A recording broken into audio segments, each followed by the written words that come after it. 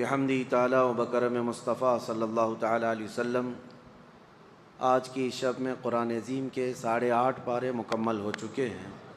اللہ عز و جل بقیہ قرآن عظیم کی تلاوت صحیح تجوید سے کرنے اور آپ سب کو سماعت کرنے کی توفیق عطا فرمائے۔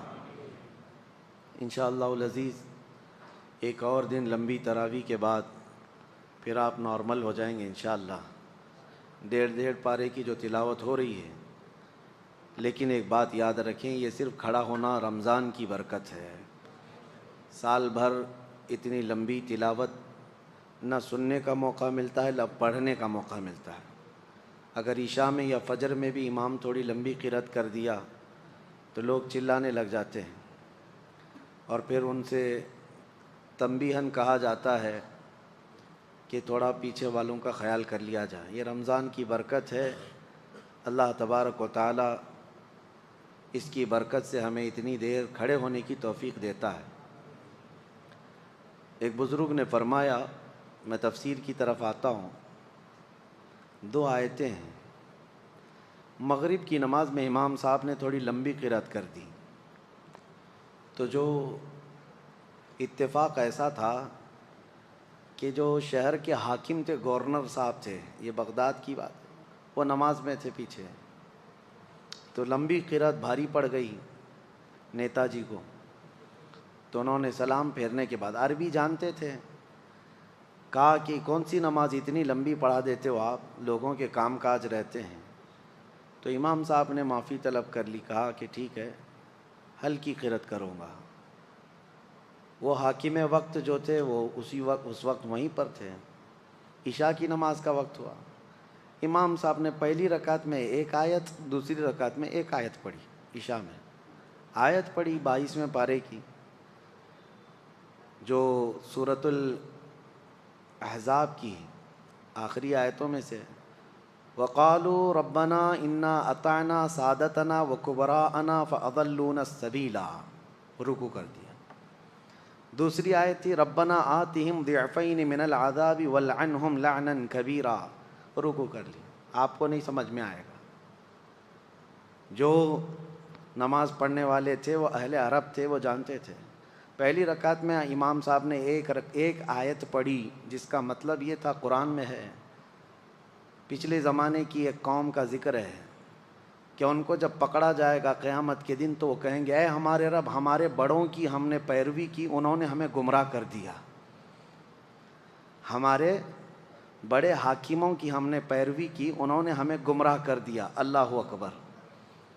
دوسری رکعت میں دوسری آیت تھی اس کے بعد، ربنا آتِہم ضِعْفَيْنِ مِنَ الْعَذَابِ وَالْعَنْهُمْ لَعْنًا كَبِيرًا، اے ہمارے رب ان بڑوں کو تو ڈبل عذاب دے اور خوب لعنت بھیج۔ اللہ اکبر۔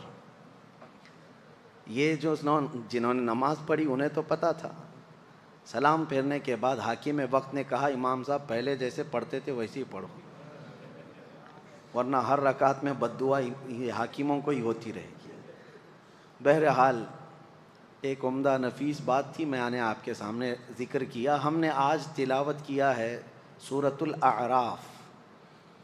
سورۃ الاعراف اور سورہ انعام کا کچھ حصہ 8ویں پارے میں۔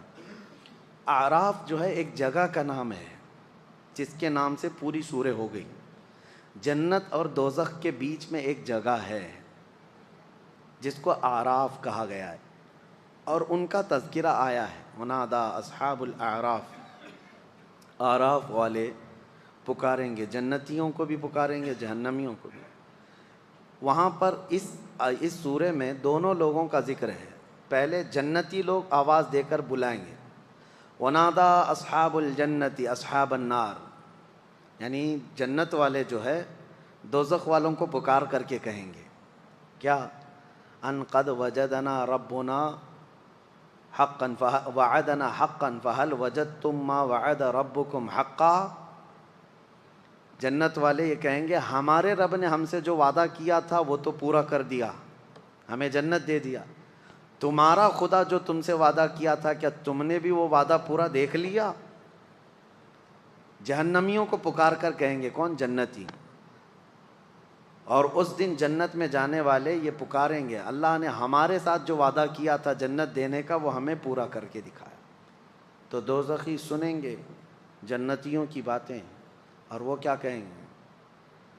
وَنَادَى أَصْحَابُ النَّارِ أَصْحَابَ الْجَنَّةِ أَنْ أَفِيضُوا عَلَيْنَا مِنَ الْمَاءِ أَوْ مِمَّا رَزَقَكُمُ اللَّهُ، کہیں گے اے جنتیو، ہمارے اوپر بھی وہ تھوڑا سا پانی دے دو جو تم پی رہے ہو، یا جس کو اللہ تبارک و تعالیٰ نے تمہیں جو رزق دیا ہے اس میں سے ہمیں بھی کچھ دے دو جنت کے۔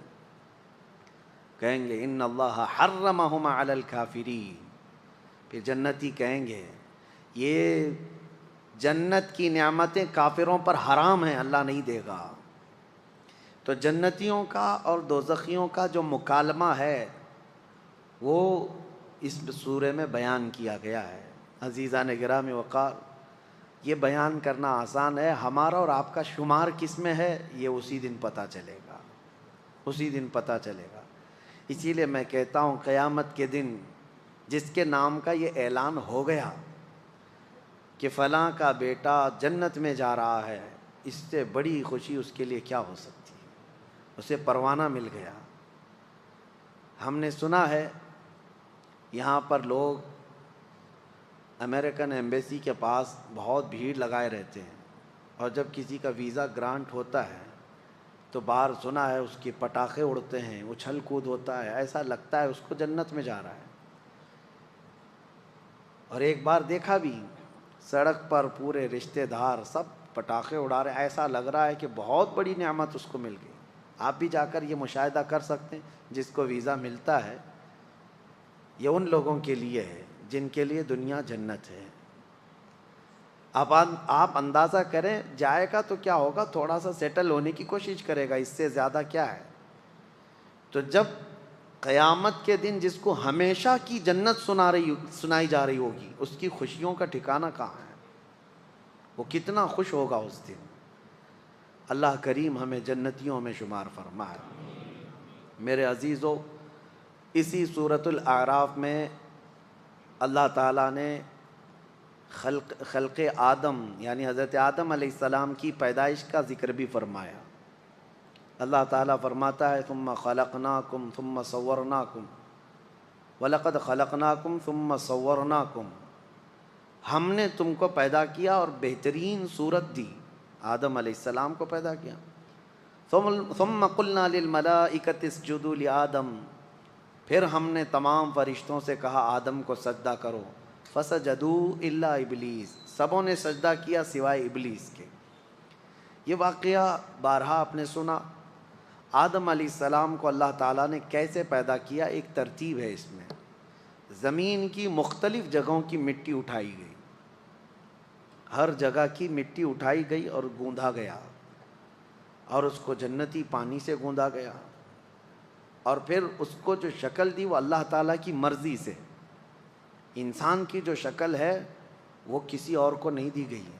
اچھا ایک بات میں آپ کو بہت نکتے کی بتاؤں، یہ جو شکل ہے نا ہماری، آپ کی، میری، سارے انسانوں کی، دوزخیوں کو جب ڈالا جائے گا دوزخ میں اس شکل کے ساتھ نہیں ڈالا جائے گا، یہ شکل اللہ کو پسند ہے۔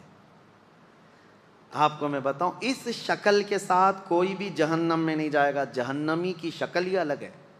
حضور صلی اللہ علیہ وسلم نے فرمایا جہنمی کی شکل کہ اگر وہ بیٹھ جائے مکہ اور مدینے کے درمیان جو مسافت ہے وہ پوری گھیر لے گا، یعنی 450 کلومیٹر کا چوڑا ہوگا۔ 425 کلومیٹر مکہ اور مدینے کے درمیان ہے۔ حضور فرماتے ہیں ایک جہنمی اتنا چوڑا ہوگا، اتنا بڑا اونچا ہوگا۔ عذاب بھی تو چکنا ہے، یہ چھوٹے جسم کو کیا عذاب ہو، بڑا بنایا جائے گا اور اس کو عذاب چکھایا جائے گا۔ اس کے کانوں کے بارے میں کہا گیا ہے کہ ایک ایک پہاڑ کے برابر تو ایک کان ہوں گے اس کے۔ شکل بہت الگ ہوگی دوزخ میں جانے کی۔ اب ایک بہت نفیس بات میں آپ سے کہہ رہا ہوں، کیا ہی عمدہ بات کہی مفسرین نے کہ آخر اس شکل میں کیوں نہیں ڈالا جا رہا ہے۔ فرمایا گیا اس لیے کہ اللہ کے محبوب کی بھی یہی شکل ہے، اور اللہ اپنے محبوب کے مثل شکل کو دوزخ میں ڈالنا نہیں چاہتا، شکل بدل دی جائے گی۔ لیکن میرے عزیزو ایک بات خلقت آدم کو ذکر کرنا ہے تو یہاں ایک چھوٹی سی بات ایولیوشن کے متعلق بھی عرض کر دوں۔ डार्विनिज्म آپ کو پتہ ہے، ایک سائنٹسٹ ہے جس نے ایک تھیوری لوگوں کے سامنے پیش کی، اور کچھ انت بھگت ہیں آنکھ بند کر کے یقین کرتے ہیں کہ ہم بندر کے بچے ہیں. ہاں، ترقی کرتے کرتے اب یہ انسان ہو گئے، اور اس پر ان کا ایسا یقین ہے کہ پہلے جو تھے بندر تھے، اور بندر سے پیدا ہو کر کے، یہ پڑھا ہوگا نا اپنے سائنس میں، تاریخ میں، ہسٹری میں کہیں تو پڑھا ہوگا، ڈاروین کا نظریہ. ڈاروین کتنے سال پرانا ہے، لیکن اس کے نظریے کو آج پوری دنیا میں پھیلا دیا گیا. یہ اور بات ہے کہ اس کا نظریہ ابھی باطل بھی قرار دیا بعض لوگوں نے، اس کو انکار بھی کر دیا گیا ہے. امریکہ کے بڑے بڑے سینئر اداروں کے اندر اس نظریے کو باطل بھی قرار دیا جا رہا ہے. لیکن آج ہمارے ملک میں بھی اور کئی جگہوں پر اس پر لوگ جمے ہوئے ہیں کہ نہیں، بندر کی اولاد ہے. پہلی بات تو جواب یہ ہے کہ الحمدللہ ہم آدم کی اولاد ہیں. ہم کس کی اولاد ہیں؟ آدم علیہ السلام کی.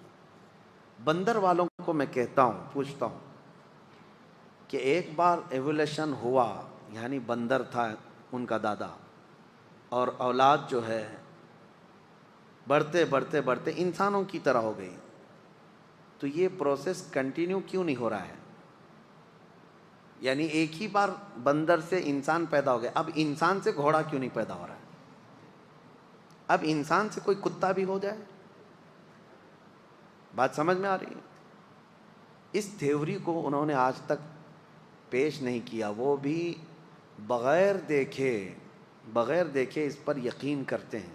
یہ بات میں آپ کو اس لیے عرض کر رہا ہوں، بڑے تمطراق سے کچھ ایتھیسٹ بھی اس طرح کے سوالات کرتے ہیں، ملحد لوگ، ناستک لوگ، جن کو دین دھرم سے کوئی تعلق نہیں، لیکن سائنس ان کا خدا ہے، سائنس کی ہر بات کو مانتے ہیں. سائنس نے ان کو کہا ہے، یا ایک سائنٹسٹ نے کہا ہے کہ بندر کی تھے پہلے تمہارے پروج، اور بڑھتے بڑھتے پھر یہ انسان کی شکل ہو گئی، دم غائب ہو گئی، یا پھر جیسے جیسے یہ ترقی یافتہ بندر ہے ان کے نظریے کے مطابق. نہ انہوں نے یہ ہوتے ہوئے دیکھا، ایولیشن ہوتے ہوئے دیکھا ہے، بندر سے یہ ہوتے ہوئے دیکھا، لیکن کسی کی بات مان رہے ہیں. ان ظالموں سے میں یہ پوچھتا ہوں، تم بھی آنکھ بند کر کے ایک سائنسدان کی بات کو مان لیتے ہو، اور پھر ہم سے پوچھتے ہو کہ جنت اور دوزخ کہاں ہے اور اللہ کہاں ہے. ہم نے بھی محمد الرسول اللہ کی بات آنکھ بند کر کے تسلیم کی. فرق کیا ہے؟ ہمارے اوپر وہ یہ بلیم کرتے ہیں کہ انہوں نے، مسلمانوں نے کچھ دیکھا نہیں، جنت دیکھا نہیں، دوزخ دیکھا نہیں، لیکن مان رہے ہیں. تم نے کون سے تمہارے پروجوں کو دیکھا کہ بندر تھے؟ نہیں دیکھا، لیکن مان رہے ہیں. بہت سارے نظریے ایسے ہیں. ابھی آپ سے میں سوال کرتا ہوں، دنیا اسکوائر ہے یا گول ہے؟ پرتھوی، زمین گول ہے؟ سب مانتے ہیں. کون کون جا کر دیکھا ہے؟ دیکھا کوئی نہیں ہے، لیکن مان رہے ہیں. جنہوں نے دیکھا وہ سائنسدان لوگ ہیں، یا انہوں نے سیٹلائٹ کے ذریعے سے مشاہدہ کیا اور دنیا کو یہ بتایا کہ زمین راؤنڈ ہے، گول ہے. اب اس کی بات پر یقین ہے، اس کے آلے پر، اس کی مشین پر یقین ہے. باقی پریکٹیکلی دیکھنے کے لیے ابھی کچھ ہے نہیں ہمارے پاس، کہاں جا کر کے دیکھیں گے کہ راؤنڈ ہے کہ اسکوائر ہے، کیسی ہے، لیکن مان رہے ہیں آپ. فرق اتنا ہی ہے، وہ ظالم بھی آنکھ بند کر کے مانتے ہیں سائنس کی بات کو، لیکن الحمدللہ ہم اس محمد الرسول اللہ کی بات کو جب مانتے ہیں جو اللہ کا سب سے محبوب نبی ہے، اور ایسی خبریں اس رسول نے ہمیں دی ہیں جو 1400 سال کے بعد وقوع پذیر ہو رہی ہیں، تو کیوں ہم رسول کریم صلی اللہ تعالیٰ علیہ وسلم کی باتوں کو یقین نہ کریں؟ میرے عزیزو، بہت ساری باتیں ہیں، میں یہاں پر آپ کو رک کر کے اسی لیے عرض کر رہا ہوں کہ بندر کی اولاد ہونا کبھی یہ ثابت نہیں کر سکتے. ہم نے کسی سے پوچھا تھا تو کہتے ہیں ہڈیاں فلاں فلاں دونوں سیم دکھتی ہیں اس لیے. ارے مینڈک کی بھی سیم دکھتی ہیں، آپ دیکھیں. اور آپریشن کے لیے اکثر جو پریکٹس کے لیے میڈیکل لیب وغیرہ میں مینڈک کو استعمال کیا جاتا ہے، چوہے کو استعمال کیا جاتا ہے، تو کیا صرف 2 پیر ہو جانا، 2 ہاتھ ہو جانا یا پھر ریڑھ کی ہڈی ہونا یہ سیم ہونے کی علامت ہے؟ نہیں، بلکہ انسان ہی ہے، انسان ہی سے پیدا ہوا ہے اور اس سے بھی انسان ہی پیدا ہوگا، اس سے بھی انسان ہی پیدا ہوگا۔ آپ اگر وہ تھیوری مانتے ہیں، ایولیوشن کی تھیوری جو کہتے ہیں کہ پہلے کچھ تھا ابھی کچھ اور ہے اور بعد میں کچھ اور ہو جائے گا، اس کو ہم نہیں مانتے، یہ اسلامی نظریہ نہیں ہے، یہ اسلامی نظریہ نہیں ہے۔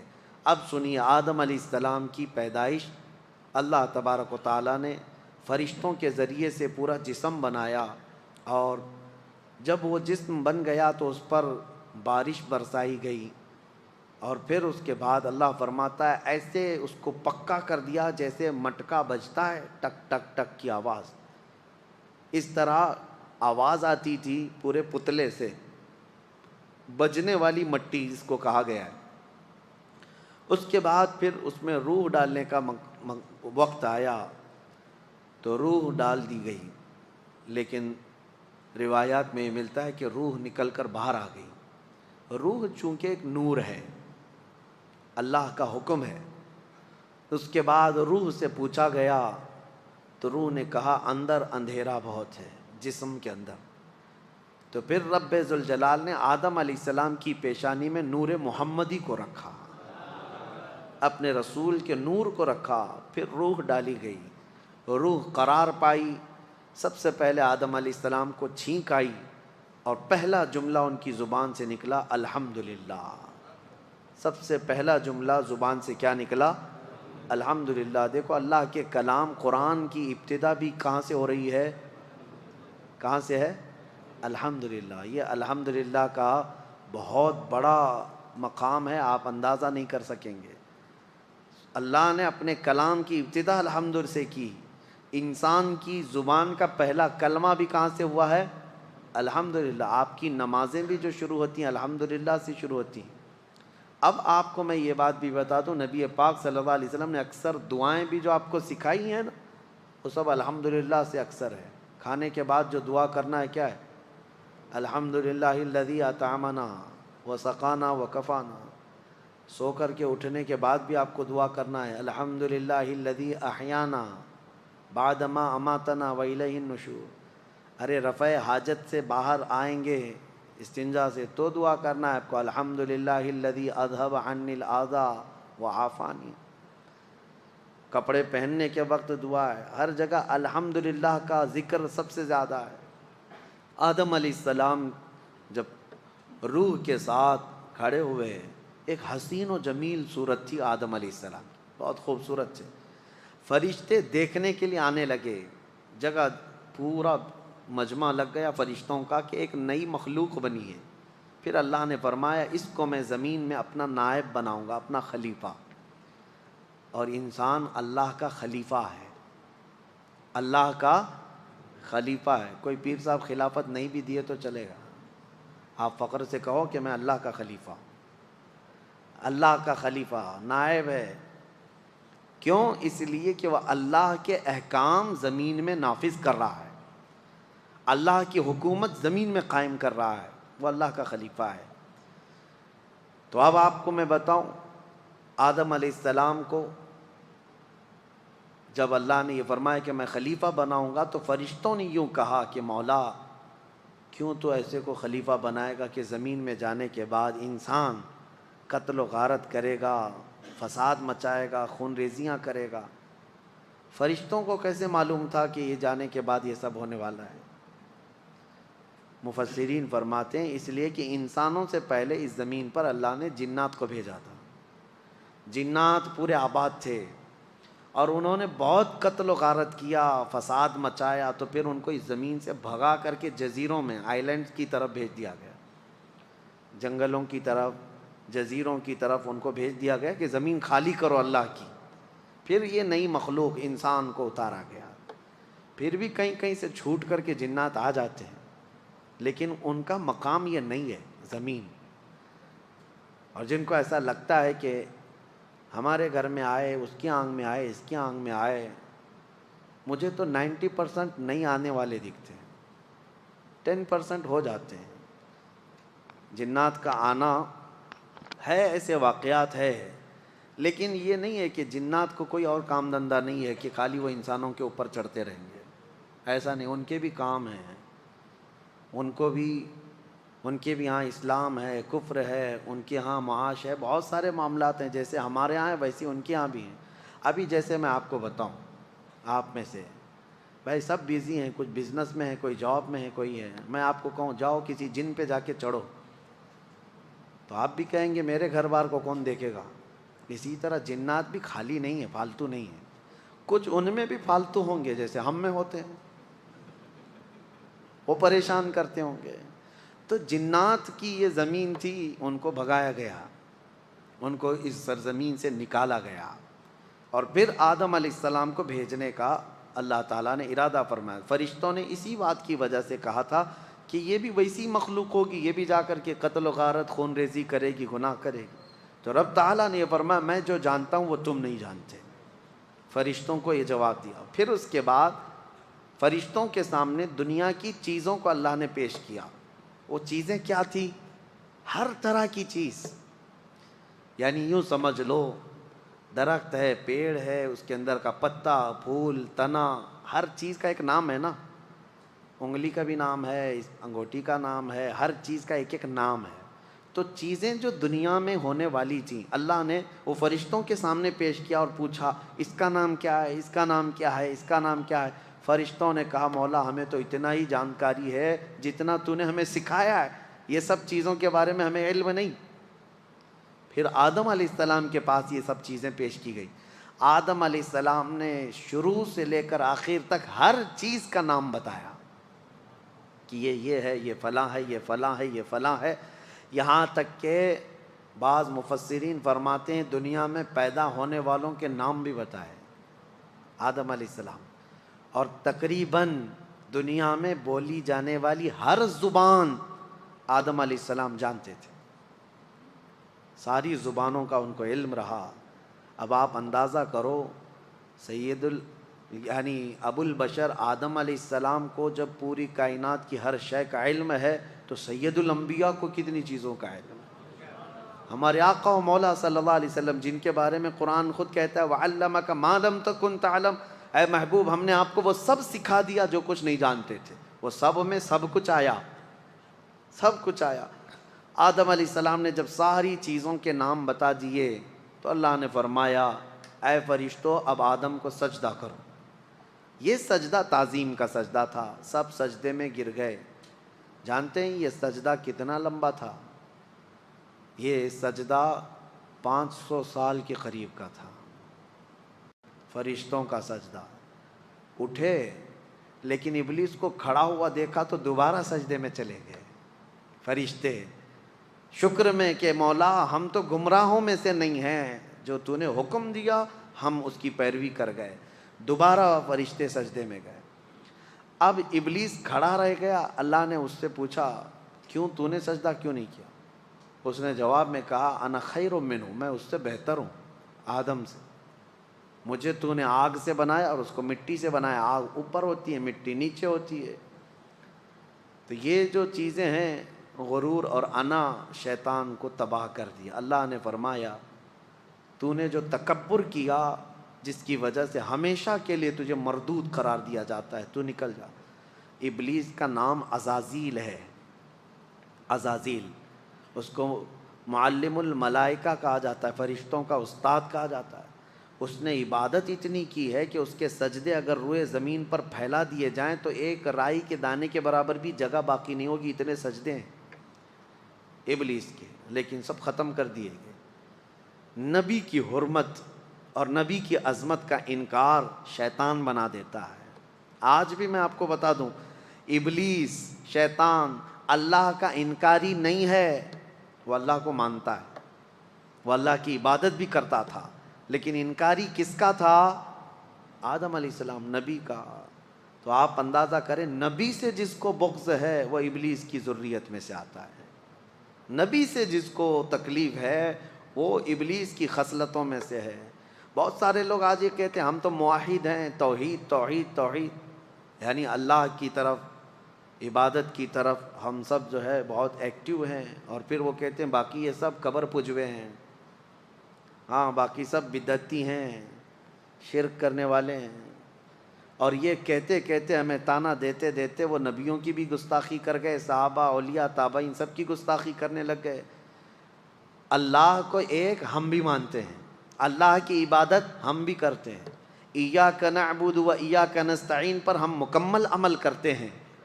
لیکن ایک بات میں آپ کو بتا دوں، چند دنوں قبل بھی میں نے ایک اپنے بیان میں عرض کیا تھا کہ ہمارے اوپر ایک بہت بڑا الزام ہے کہ یہ یعنی قبروں کی پرستش کرتے ہیں یا رسول کو بڑھا کر اللہ کے برابر کرتے ہیں، غلط بات ہے۔ ایک جانکار آدمی جو دانشور کہے جاتے تھے، اس بڑے آدمی نے ایک جھوٹا شعر اعلیٰ حضرت کی طرف منسوب کر دیا، یوں کہا کہ دیکھو مولانا احمد رضا خان صاحب یہ کہتے ہیں وہی جو مستوی عرش تھا خدا ہو کر اتر پڑا ہے مدینے میں وہ مصطفیٰ ہو کر۔ ان کا شعر ہے، یعنی جو خدا آسمانوں میں مستوی تھا وہ مدینے میں مصطفیٰ بن کر کے اترا ہے۔ کیا آپ کا یہ عقیدہ ہے؟ کیا نبی پاک صلی اللہ علیہ وسلم کی شکل میں اللہ اترا ہے؟ ایسا اگر کوئی عقیدہ رکھتا ہے تو ہم اس کو مشرک کہتے ہیں۔ حلول کا عقیدہ ہمارا نہیں ہے، یہ اعلیٰ حضرت کا شعر ہے ہی نہیں، لیکن تم طراق سے کچھ لوگ ان کی طرف منسوب کر کے اور اس پہ بھی بڑے بڑے بیانات بھی دے جاتے ہیں۔ بیچاروں کے علم کی کمی ہے۔ میں آپ کو بتاؤں، امام اہل سنت فاضل بریلوی نے حلول کا عقیدہ تو چھوڑو، قبروں کے سامنے جھکنے کو منع فرمایا، قبر سے 4 قدم دور کھڑے ہونے کا حکم دیا، قبر کو چومنے سے بھی منع کیا، سجدہ تو دور کی بات ہے چومنے سے بھی منع کیا، دور کھڑے رہے۔ عبادت ہمارے ہاں صرف اور صرف اللہ رب العزت کی ہے، صرف اللہ رب العزت کی ہے۔ نبی پاک صلی اللہ تعالیٰ علیہ وسلم کی ہم عظمت کرتے ہیں۔ اب میں آپ کو بتاؤں ان میں اور ہم میں فرق اتنا ہی ہے کہ وہ توحید کے نام پر نبی کو گرا دیتے ہیں، لیکن ہم کیا کہتے ہیں؟ میں مانتا ہوں اے عقل والو میرا محمد خدا نہیں ہے، مگر دلوں میں یہ نقش کر لو کہ وہ خدا سے جدا نہیں ہے۔ یہ ہمارا، ہم نبی اکرم صلی اللہ تعالیٰ علیہ وسلم کی عظمت کو دل و جان سے تسلیم کرتے ہیں۔ اسی لیے اعلیٰ حضرت نے فرمایا ہے مومن وہ ہے جو ان کی تعظیم پہ مرے دل سے، مومن وہ ہے جو ان کی تعظیم پہ مرے دل سے۔ نجدی بھی تو کرتا ہے تعظیم مرے دل سے، نجدی بھی تو کرتا ہے تعظیم دونوں جگہ مرے دل کا مطلب سمجھ گئے نا؟ ہاں ہوشیار لوگ ہیں سمجھ جائیں گے۔ ابلیس نے سجدہ نہ کر کے ہمیشہ کے لیے مردود ہونا قبول کر لیا۔ اب سنو، اللہ فرماتا ہے میں تجھے وقت دیتا ہوں قیامت تک کا۔ اس نے کہا فَبِمَا أَغْوَيْتَنِي لَأَقْعُدَنَّ لَهُمْ صِرَاطَكَ الْمُسْتَقِيمَ، مولا میں تیرے سیدھے راستے پر بیٹھ جاؤں گا، اور جو اس راستے سے گزرے گا میں دائیں بائیں آگے پیچھے سے آ کر کے اس کو گمراہ کروں گا۔ اللہ تعالیٰ نے فرمایا ٹھیک ہے تو گمراہ کرتے رہے، لیکن اللہ فرماتا ہے لَأَمْلَأَنَّ مِنْكَ وَمِمَّنْ تَبِعَكَ، یعنی جہنم کو میں تجھ سے اور تیرے پیروکاروں سے بھر دوں گا، اللہ نے فرمایا۔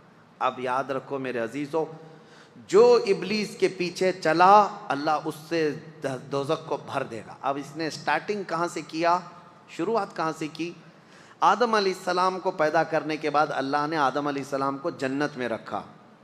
جنت میں ہمارا اصلی گھر کہاں ہے؟ ہمارے باپ کا گھر جنت ہے، اصلی گھر وہی ہوتا ہے نا باپ کا گھر۔ آدم علیہ السلام جنت میں تھے، لیکن ایک بے قراری تھی، اکیلے تھے، انسان اکیلا نہیں رہ سکتا، تو اللہ تعالیٰ نے ان کی بائیں پسلی سے ایک عورت پیدا کیا جو ہماری ماں ہے، حضرت حوا۔ آدم علیہ السلام جب انہیں دیکھتے ہیں حوا کو، جنت میں پیدا ہوئی عورت، عورت کہاں پیدا ہوئی ہے؟ جنت میں پیدا ہوئی ہے۔ جنت کی نعمتیں جتنی حسین ہیں اسی لیے دنیا میں اسے حسن دیا گیا ہے۔ آدم علیہ السلام اس کی طرف بڑھنے لگے تو رب تعالیٰ نے فرمایا تمہارے لیے ابھی حلال نہیں، اس کا مہر دو۔ تو مہر دینا جنتی قانون ہے، یہ جنتی قانون۔ آدم علیہ السلام نے پوچھا مولا یہاں کیا مہر دوں؟ رب تعالیٰ نے فرمایا تمہاری اولاد میں اخیر زمانے میں میرا ایک محبوب نبی پیدا ہوگا، محمد صلی اللہ علیہ وسلم، زمین میں آسمانوں میں احمد، ان پر 20 بار درود بھیجو تمہارا مہر ادا ہو جائے۔ آدم علیہ السلام کا مہر کیا تھا؟ درود مصطفیٰ، حضور اکرم صلی اللہ علیہ وسلم پر درود بھیجا۔ اب حضرت حوا اور آدم علیہ السلام ساتھ ساتھ رہ رہے تھے، اچھے خاصے رہ رہے تھے، لیکن ایک آرڈر تھا ان کو دونوں کو، لا تقربا هذه الشجرہ، ایک درخت کی طرف اللہ نے حکم فرمایا تھا اس کے قریب مت جانا۔ وہ درخت جنت میں ہے لیکن اللہ کی حکمت، منع کیا گیا تھا قریب مت جانا اس درخت کے، اگر جاؤ گے تو پھر غلط ہو جائے گا، غلط ہو جائے گا، تو وہ نہیں جاتے تھے۔ اب شیطان کا جو مقابلہ شروع ہوا انسان کو گمراہ کرنے کا، تو وہیں سے شروع ہوا۔ ابلیس جو ہے آسمانوں پر جاتا تھا اس وقت، اور فرشتوں کے بیچ اس کا آنا جانا سب لگا تھا، تو وہ جنت کے دروازے تک گیا اور دونوں کو بلا کر کے بات چیت کرنے لگا، ان کی تعریف کیا، کیا نعمتیں ہیں آپ کی، بہت خوبصورت زندگی ہے، لیکن مجھے اندیشہ ہے، ڈر ہے کہ آپ کو اللہ نکال نہ دے جنت سے۔ تو گھبرا گئے، کہا کیوں نکالے گا اللہ تعالیٰ؟ کہا اس لیے کہ وہ درخت جو ہے اسی کے اندر حکمت ہے، وہ جو کھا لے گا اس کا پھل وہ ہمیشہ جنت میں رہے گا، نہیں کھائیں گے تو نکلنا پڑ سکتا ہے۔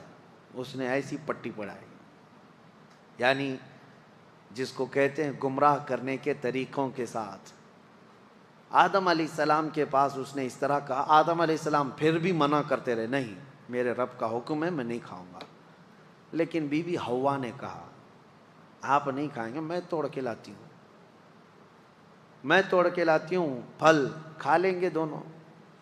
اللہ نے قریب جانے سے منع کیا، کھانے سے منع تھوڑی نہ کیا۔ یہ بھی شیطان کی دلیل تھی، شیطان کی دلیل۔ کچھ لوگوں کے پاس ابھی ایسی منطق ہوتی ہے، لفظوں کی منطق، یہ نہیں کہا یہ نہیں کہا، مقصد کیا ہے اس کا وہ تو پتہ ہے۔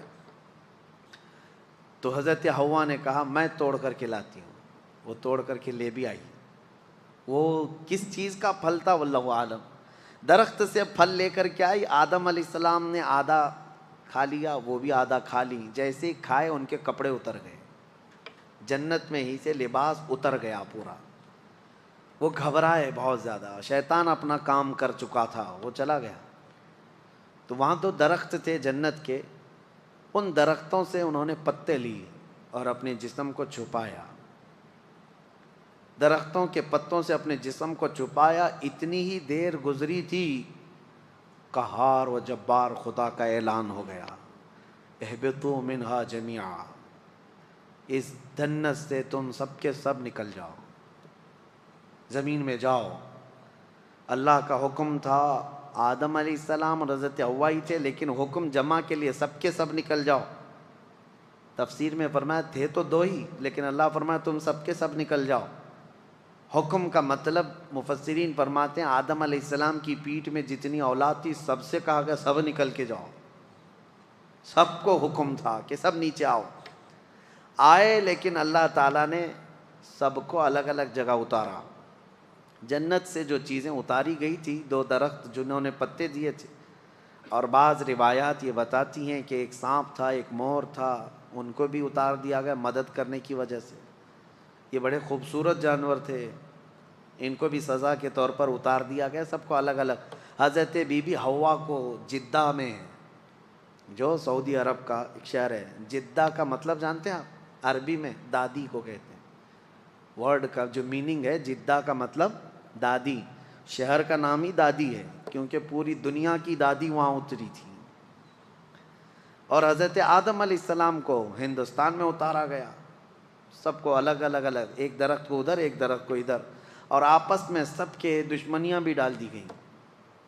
ابلیس کو بھی بھیج دیا گیا، اب اس کے بعد اس کو وہاں جانے پر پابندی لگا دی گئی، اب تو جنت کے قریب بھی نہیں آئے گا، فرشتوں کے بیچ میں بھی نہیں آئے گا، اب جب بھی وہ جانے کی کوشش کرتا ہے فرشتے اس سے مار کے بھیجتے ہیں. جو تارا ٹوٹنے کی جو چیزیں نظر آتی ہیں اس کو کہا گیا ہے یہ جو ستارہ ٹوٹنا شہاب ثاقب ہے یہ فرشتوں کی مار ہے. جو شیطان اوپر جانے لگتا ہے تو اسے مار کے بھیجتے ہیں. کیوں جاتا ہے وہ بھی میں بتاؤں. وہ اپنے مریدوں کو کچھ خبریں لے کر آنے کے لیے جاتا ہے. اس کے جو بابا لوگ ہیں, جوتش لوگ ہیں, چٹی والے بھی ہیں, وہ ابلیس جاتا ہے سن کر کے آتا ہے. فرشتوں کے درمیان بات چیت جو ہو رہی ہوتی ہے نا, اللہ کے احکام بندوں میں ابھی کیا کیا ہونے والا ہے, تو یہ جا کے چوری کرنے جاتا ہے. تو فرشتے وہاں سے مار کے بھیجتے ہیں, پھر بھی آدھا سن لیتا ہے اور آدھا اپنی طرف سے ملا کر کے جوتشوں کو بتاتا ہے, نجومیوں کو بتاتا ہے. اور جو سفلی لوگ ہیں, سفلی عمل کرتے ہیں جو ابلیس کو راضی کرتے ہیں, سفلی, سلفی نہیں. سلفی ایک الگ چیز ہے, سیلفی بھی نہیں. سیلفی ایک موبائل کی چیز ہے اور سلفی ایک جماعت ہے. اہل حدیث حضرات اپنے آپ کو سلفی کہتے ہیں. میں سفلی بول رہا ہوں, ہاں سب میں تھوڑا تھوڑا سا فرق ہے. تو سفلی جو شیطان کو راضی کرنے کے لیے گندی گندی چیزیں کرتے ہیں ان کو لا کر کے خبریں دیتا ہے. تو ابلیس کا جانا آنا اس وقت سے بند کر دیا گیا تھا. اب آدم علیہ السلام اور حضرت حوا کی ملاقات نہیں ہوئی. کتنے سال تک؟ 350 سال تک. آدم علیہ السلام روتے رہے روتے رہے. سب سے زیادہ دنیا میں رونے والوں میں آدم علیہ السلام کا نام آتا ہے. سب سے زیادہ رونے والوں میں انبیاء میں حضرت آدم علیہ السلام, حضرت داؤد علیہ السلام. لیکن وہ اللہ کی یاد میں اور اپنی توبہ کے لیے روتے رہے. لیکن سارے نبیوں میں میرے مصطفیٰ کا رونا اور تھا. وہ کس لیے؟ وہ صرف اپنی غریب امت کے لیے. اللہ کیا جہنم اب بھی نہ سرد ہوگا, رو رو کے مصطفیٰ نے دریا بہا دیے. میرے آقا نے بھی رویا لیکن اپنی امت کے لیے. اب 350 سال کے بعد, اب میں اپنی بات سمیٹ رہا ہوں, 350 سال کے بعد آدم علیہ السلام کو ایک بات یاد آئی کہ جب ان کی روح ڈالی گئی تھی جسم میں تو آنکھیں جیسے کھلی, آسمان کے ہر دروازے پر, جنت کی ہر دیوار پر انہوں نے ایک نام دیکھا تھا, لا الہ الا اللہ. حضور صلی اللہ علیہ وسلم کا نام وہاں پر احمد ہے. حضور کا نام اللہ کے نام کے ساتھ ہر جگہ انہوں نے دیکھا تھا. آدم علیہ السلام نے 350 سال کے بعد یوں عرض کیا, اے مولا, جو نام تجھے سب سے زیادہ پسند ہے, جس نام کو تو نے اپنے نام کے ساتھ رکھا ہے, اس کے وسیلے سے عرض کرتا ہوں میری توبہ قبول فرما. قرآن میں بھی رب تعالیٰ فرماتا ہے فوراً اللہ نے جبرائیل امین کو بھیجا, ہے صفی اللہ کو حاجت رسول اللہ کی. وہ جہنم میں گیا جو ان سے مستغنی ہوا, میرے آقا سے جو دور ہوا, اعلیٰ حضرت فرماتے ہیں دوزخ میں جائے گا. ہے خلیل اللہ کو حاجت رسول اللہ کی. حضور اکرم صلی اللہ علیہ وسلم کے وسیلے سے توبہ قبول ہوئی. جبرائیل امین علیہ السلام آئے, بشارت دی کہ اللہ تعالیٰ نے آپ کی توبہ قبول فرمائی. اب آپ کو حکم دیا جاتا ہے. آدم علیہ السلام جب آئے تھے تو جبرائیل علیہ السلام خود ہی ان کو یہاں کی کھیتی باڑی اور کام کاج سکھا کر گئے تھے. جنت کے 3 دانے لا کر کے دیے تھے, یعنی ایک گیہوں کا دانہ اور ایک کوئی دانہ, یہ 3 دانے وہ اتنے بڑے بڑے تھے دانے, جنت سے لائے گئے تھے. اور وہ بو کر کے اس کی کھیتی اور اس کی فصل اگا کر کھانے پینے کے طریقے ساری چیزیں آدم علیہ السلام کو وہ دے کر کے گئے تھے. اور یہ روایت میں ملتا ہے جنت کا آیا ہوا دانہ بہت بڑا تھا, اور پہلے کے دور میں اناج بڑے ہوتے ہوتے چھوٹے چھوٹے, اس میں ایولیشن ہوا ہے. اب جو گیہوں کا دانہ وہ پکڑنے میں بھی نہیں ملتا. فرمایا گیا کہ جیسے جیسے انسانوں کے گناہ بڑھتے ہیں اناج گھٹتا جاتا ہے, یعنی ان چیزوں کی مقدار میں کمی آنے لگ جاتی ہے. یہ آخری دور میں گیہوں تو گیہوں, انسانوں کے قد بھی چھوٹے ہو جائیں گے. پہلے لوگ 8-8 10-10 فٹ کے ہوتے تھے, اور آدم علیہ السلام کی ہائٹ تو 60 فٹ کی تھی. 60 فٹ اتنی لمبی بتائی گئی ہے. تو پہلے کے دور کے بعد یہ جو گھٹتی ہوئی آئی ہے لیکن ایک بات پھر میں بتا دوں، کوئی کنفیوز نہ ہو، اس تھیوری پہ نہ چلے جائے کہ انسان اب بدل گیا. نہیں، انسان ہی تھا، انسان ہی ہے آج بھی. پہلے یہ اور بات ہے کہ ہائٹ بڑی تھی، جسم بڑا تھا، لیکن زمانے کے مرور ایام کے ساتھ ساتھ انسانوں کی ہائٹ کم ہوتی رہی. اور میرے آقا نے فرمایا قیامت کے قریب یہ لوگوں کے قد بھی کم ہوتے چلے جائیں گے. اب قریب اور قیامت کے ناٹے لوگ ہی رہیں گے.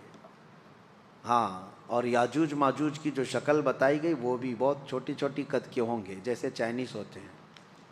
ہاں، ان کی آنکھیں چھوٹی چھوٹی ہوں گی، جیسی ان کی شکل ہے، لال رنگ کے ہوں گے، یہی شکل بتائی گئی ہے. اور پوری دنیا گھومیں گے، ہر چیز کھا جائیں گے جیسے چائنیز کھاتے ہیں.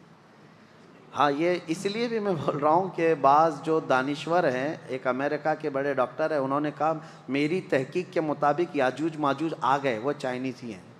دنیا میں سب سے زیادہ تعداد بھی ان کی ہے، اور سب سے زیادہ دنیا میں پھیلے بھی وہی ہیں، اور ہر چیز، ہر کیڑا مکوڑا سب کھاتے بھی وہی ہیں.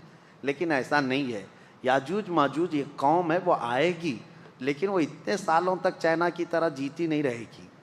ہاں، وہ فساد مچائیں گے، لیکن چند دنوں کے بعد اللہ تعالیٰ ان کی گردن میں ایک کیڑا پیدا کرے گا. کوئی وائرس ہوگا اس زمانے کا، کوئی کورونا آئے گا، اور اس سے وہ ایک ساتھ پورے کے پورے ہلاک ہو جائیں گے. اور جو ڈاکٹر صاحب امریکہ کے جو میں کہہ رہا ہوں، وہ بڑے دانشور ہیں، مسلم اسکالر ہیں.